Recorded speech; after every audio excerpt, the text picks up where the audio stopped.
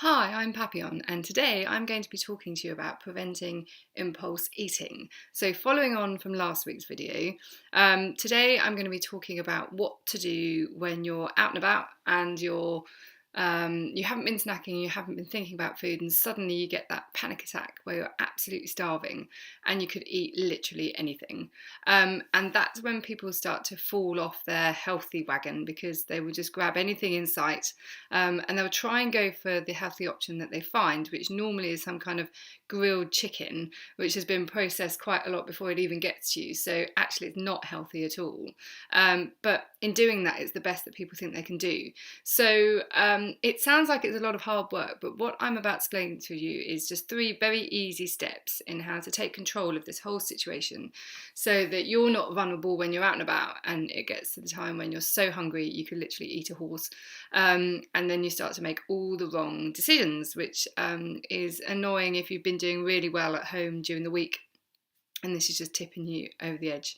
So some of them seem pretty obvious, but stick with it. The first one is to make a shopping list of all the healthy food that you need to have in your house to make anything with, and to make this concise list, and then take it with you to the supermarket and actually buy it. Now this sounds quite silly, but people make the list, put all the healthy food on it that they need, and then they go to the supermarket and they come back with a whole load of other stuff. Most of the time, it's stuff they can't even then prepare a meal with. So they've got loads of food around them, but it's not the right stuff to make healthy food with, and then they have to go out and keep buying more. So the first step is to make a healthy list of all the food you need, and the second step is to get it into your house by going out shopping and bringing it back. So the third thing then to do, sounds pretty obvious, but is to actually make the food. So this is where people fall down because then all these excuses come in about I'm too busy and I don't have time, and you end up buying all these healthy recipe books and just looking at them for food porn, and they stack up and actually nobody really cooks from them, which is crazy. So the third step is to plan your food kit, and this food kit is going to be out and about with you wherever you go. I have a food kit. I have a little kind of cool bag. I was given in a juice cleanse, so it works perfectly. It's the right size. And I basically just take it around everywhere with me, and I've got a metal container that I keep water in because I don't drink water in plastic bottles because it leaches chemicals. So I drink my Clean Canteen stainless steel water bottle that's got my water in. I carry that around with me everywhere. So the things you really need to get you all set up are a little small cooler bag which has got some kind of ice blocks in, and some utensils, plates, napkins, forks, whatever you've got. I actually made a delicious lunch the other day and was about to eat it after I'd been to CrossFit before I drove back home to Suffolk, realised I didn't have any cutlery. So I kind of got stuck in traffic trying to eat it with my fingers, which was a bit of a mess. So you need all the other bits and pieces to go with it, the plates, utensils, napkins, everything you need to be able to eat it. And if you put them in the bag all the time and you have this, it starts to become a habit and it forms a memory. So it sounds silly, but you've got the same small cooler, you've got the same plates, utensils and everything else.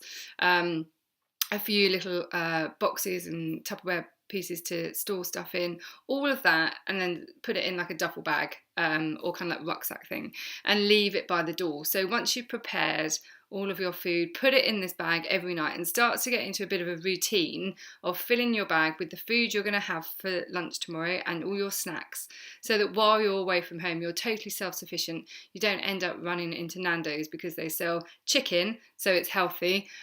You just are totally self-sufficient and you can eat what you've prepared in your bag wherever you are, whether you're just stuck in traffic or at work, and then you don't need to be going to these processed restaurants where all the food is supposedly healthy but very processed. So all that is left for you to do is actually make it happen. And I know this is the hard bit because then people just think that they haven't got time and all these other things crop up.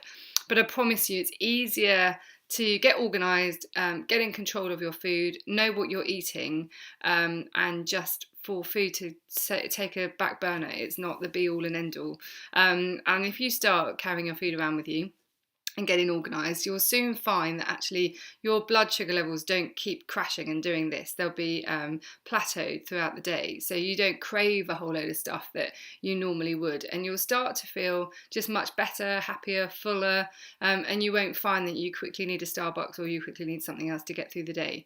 So I know most of these points sound pretty obvious, but I promise you that put all together and put into a daily routine of carrying your food around everywhere with you in a little tote bag and getting organised the night before makes a massive, massive difference. If you're trying to lose weight, if you're just trying to keep in control of what you're eating, calorie-wise, you need to be on top of this stuff, and nipping into a restaurant every now and again totally undoes all your good work.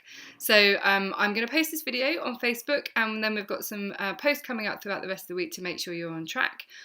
Newsletter will be going out shortly, and if you've got any thoughts or questions, or if you want to ask me anything, let me know. I'm always here for you, and I will speak to you soon. Bye.